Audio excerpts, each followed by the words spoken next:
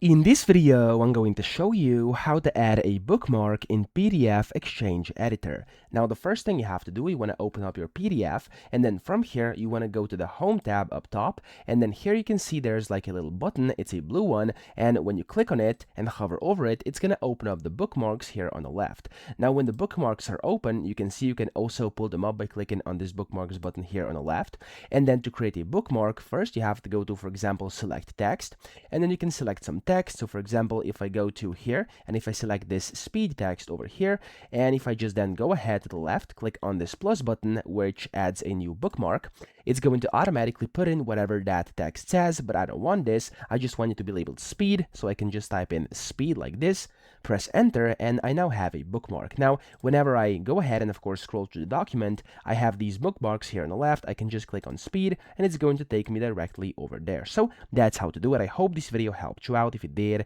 please subscribe to the channel and help me out as well.